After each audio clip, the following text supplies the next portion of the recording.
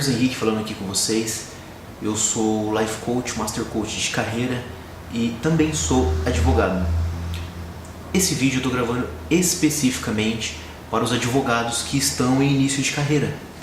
E por que eu estou gravando? Porque eu quero dar 3 dicas que podem colaborar com vocês nesse início de carreira. A gente sabe o quanto é difícil para um advogado engrenar na carreira. Então essas 3 dicas podem ajudar vocês a contribuir de alguma forma. A primeira dica que eu vou te dar é o seguinte: não se compare com advogados que já possuem mais tempos de carreira do que você. É comum no começo a gente ter medo, ter insegurança e a gente começar a pensar: eu não escrevo tão bem quanto fulano, eu não falo tão bem quanto fulano, eu não cobro o mesmo preço que fulano. O que você precisa saber é o seguinte: aquela pessoa que você está se comparando, ela começou exatamente da mesma forma que você, com os mesmos medos, as mesmas inseguranças que você, talvez até pior do que você. O que aconteceu é que com o tempo, aquele cara ele foi se atualizando, ele foi adquirindo habilidades, ele foi adquirindo mais confiança para se tornar um profissional melhor. Se comparar com outras pessoas que já possuem mais tempo de carreira do que você, só serve para uma coisa: frustração.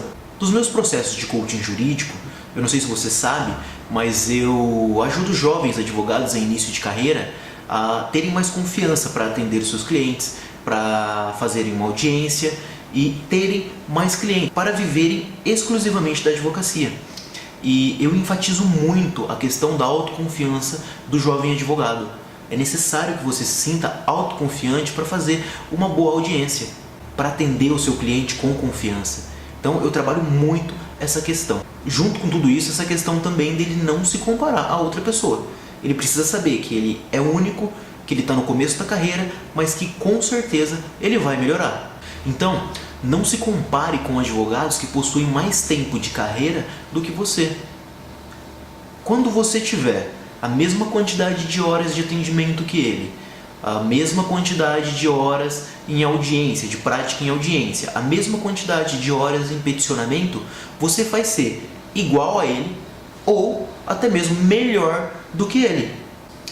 A segunda dica é o seguinte: não deixe as coisas para a última hora. É comum na vida do advogado, e quem está me assistindo e que já tem tempo de advocacia vai se ver nisso que eu vou falar. É comum deixar as coisas para a última hora, pela quantidade de prazos, quantidade de audiências, mas a questão é a seguinte: se você está no início de carreira, e todo advogado em início de carreira tem uma certa dificuldade para peticionar. Se você está no início de carreira, você tem um prazo de 15 dias para fazer uma defesa. Por que você vai deixar esse prazo para ser feito no último dia? Aí você pode dizer para mim: ah, mas fulano faz os prazos dele todos no último dia. E eu vou te dizer o seguinte: cara, você não é o fulano.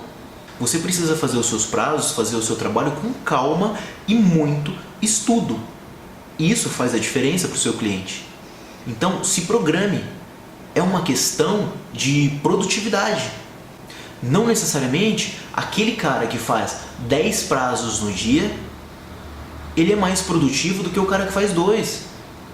O cara que faz 10 prazos no dia, ele pode ser mais ocupado, mas ele não é necessariamente mais produtivo. Porque a produtividade, ela também está ligada a entregar um bom trabalho. O terceiro ponto, e talvez o mais importante para quem está começando na advocacia, e eu como advogado, como coach, eu consigo falar isso para você, é o seguinte: gere autoridade nas redes sociais. Como assim, Carlos, gerar autoridade? As pessoas, elas precisam saber que você existe como advogado. Elas precisam saber que você é advogado. Precisam saber que área que você atua. E você precisa conversar com o seu potencial cliente. Claro que tudo isso dentro das regras que o Código de Ética nos permite. Não vamos começar a violar a regra ética também. Mas é o seguinte: se você vai atuar na área trabalhista, comece a gerar conteúdo ligado à área trabalhista. Comece a fazer postagens no Facebook, nas redes sociais, de assuntos ligados à área trabalhista, ligados ao direito do trabalho. Comece a postar fotos, textos, artigos relacionados àquela área. Se você atua na área penal, na área de direito de família, na área de direito societário, a mesma coisa. Gere conteúdo de valor para o seu possível cliente, porque as pessoas estão te vendo nas redes sociais. A partir do momento que você começa a gerar conteúdo, essas pessoas começam a ver esses conteúdos. No dia em que ela precisar de algum advogado naquela área, ela vai se lembrar de você. Você pode estar se perguntando agora, mas Carlos, eu preciso escolher um nicho de atuação na advocacia? A minha resposta, na verdade, é a seguinte, e é um assunto para um outro vídeo que eu vou gravar e falar só disso, mas escolher um nicho de atuação, uma especialização, vai te ajudar a se comunicar melhor com o seu cliente. E o que eu estou dizendo por se comunicar melhor? Você vai saber exatamente o que você precisa postar para gerar autoridade para o seu possível cliente.